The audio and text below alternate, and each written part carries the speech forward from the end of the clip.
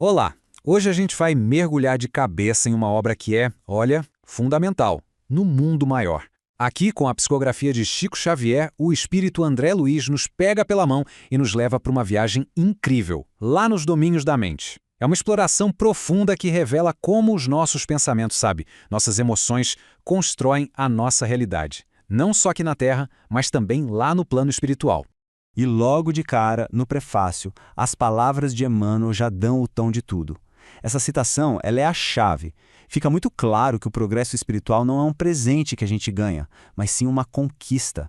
A ideia do livro não é mostrar um céu de descanso, Pelo contrário, é um universo de muito trabalho, de aprendizado e, o mais importante de tudo, de desenvolver a sabedoria e o amor.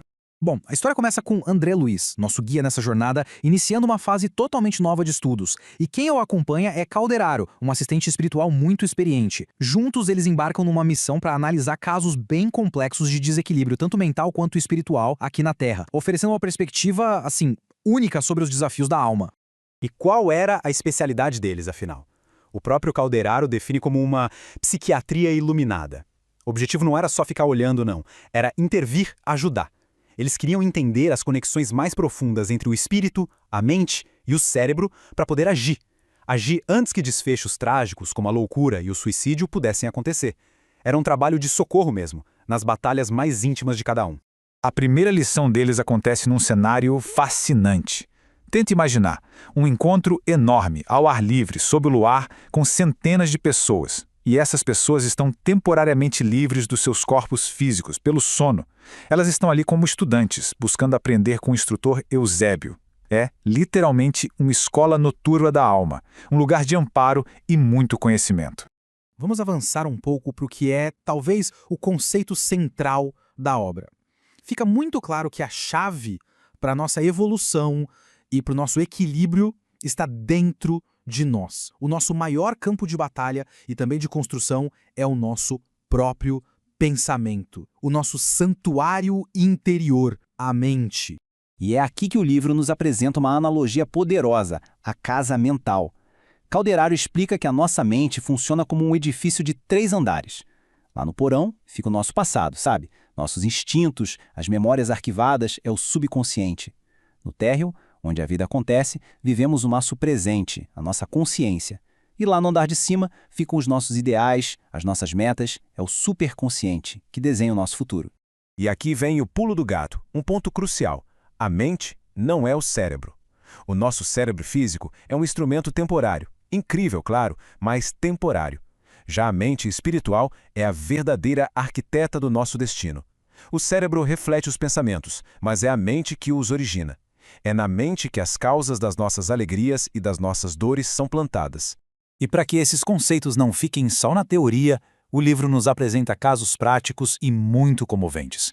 Vamos dar uma olhada em um deles, que mostra de uma forma muito poderosa como o ódio consegue aprisionar e como só o amor é capaz de libertar e de curar de verdade. A gente conhece a história de Pedro, um homem que está sendo atormentado física e mentalmente. E qual é a causa? É a influência obsessiva de Camilo, o espírito de um homem que o próprio Pedro assassinou. Por meio de um elo mental de puro ódio, Camilo se vinga, criando uma prisão de sofrimento para os dois. É um ciclo vicioso de dor, alimentado o tempo todo pela falta de perdão. A situação parece totalmente sem saída, até que chega uma figura luminosa, a irmã Cipriana. Ela é descrita como uma portadora do divino amor fraterno. A presença dela não é de julgamento, de forma alguma. É de uma compaixão profunda. Ela representa a intervenção de um plano superior, trazendo uma energia nova para quebrar aquele ciclo de ódio. E essa frase da Cipriana revela a única solução possível. Ela não usa força, não impõe nada. Com palavras de ternura e muita sabedoria, ela consegue alcançar tanto o Pedro quanto o Camilo, mostrando para os dois o caminho do arrependimento, do perdão e da reparação. Fica evidente que a única força capaz de dissolver as correntes do ódio e reconstruir destinos é, de fato, o amor. Depois de histórias tão tocantes, o livro nos convida a olhar para dentro. As lições que André Luiz aprende não são só para ele, Elas são um guia para a nossa própria jornada. É um chamado à ação, à nossa transformação pessoal aqui e agora.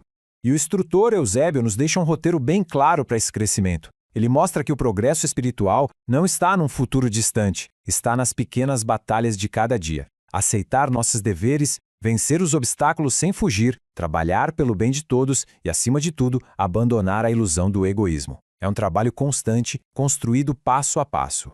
E assim, no mundo maior, nos deixa com esta reflexão final. A obra inteira é um grande convite para que a gente seja os arquitetos conscientes da nossa própria casa mental.